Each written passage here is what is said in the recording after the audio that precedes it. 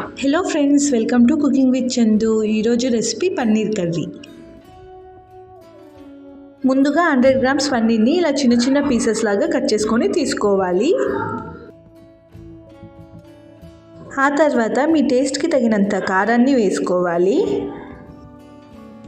అలాగే మీ రుచికి తగినంత ఉప్పు,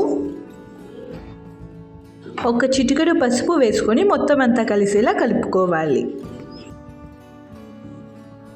మసాలా మొత్తం పన్నీర్కి కలిసేలా బాగా కలుపుకొని పక్కన పెట్టుకోండి.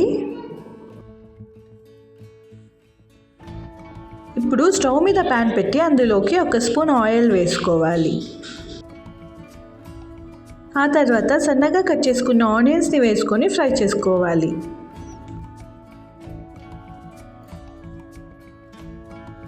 ఆనియన్స్ని కొంచెం మెత్తబడేంత వరకు మనం ఫ్రై చేసుకోవాల్సి ఉంటుంది.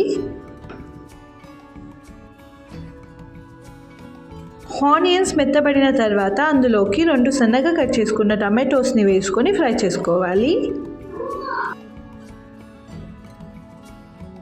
టమాటోలు మెత్తబడేంత వరకు మనం లో ఫ్లేమ్లోనే ఫ్రై చేసుకోండి. ఇలా ఫ్రై చేసుకున్న తర్వాత మిక్సింగ్ బౌల్లోకి ట్రాన్స్ఫర్ చేసుకోవాలి.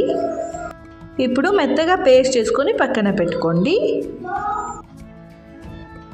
అదే ప్యాన్లోకి 2 టేబుల్ స్పూన్లు ఆయిల్ వేసుకోవాలి. ఆయిల్ హీట్ అయిన తర్వాత 2 బిర్యానీ ఆకుల్ని వేసుకొని 1 స్పూన్ అల్లం వెల్లుల్లి పేస్ట్ వేసుకొని ఫ్రై చేసుకోవాలి. అల్లం వెల్లుల్లి పేస్ట్లోని పచ్చివాసన పోయేంత వరకు మనం ఫ్రై చేసుకోవాలి.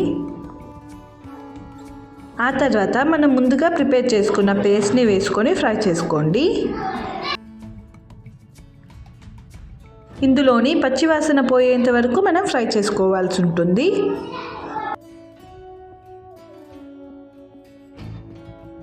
ఈ పేస్ట్లో నుండి ఆయిల్ అవుట్ సైడ్ వచ్చేంత వరకు ఫ్రై చేసుకున్న తర్వాత మొత్తం అంతా కలిసేలా ఒకసారి కలుపుకోవాలి.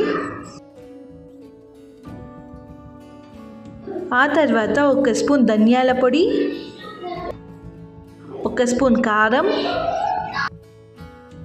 చిటికెడు పసుపు వేసుకొని మొత్తం అంతా కలిసేలా కలుపుకోండి.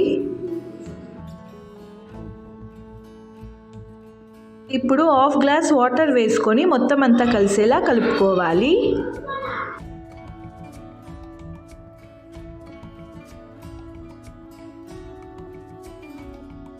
ఇలా కలుపుకున్న తర్వాత మనం ముందుగా మ్యారినేట్ చేసుకున్న పన్నీర్ని వేసుకోవాలి.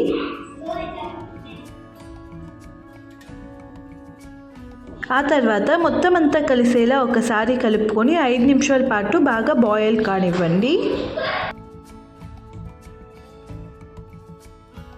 5 నిమిషాల తర్వాత చూస్తే ఇలా పన్నీర్ అంతా బాగా ఉడికింటుంది.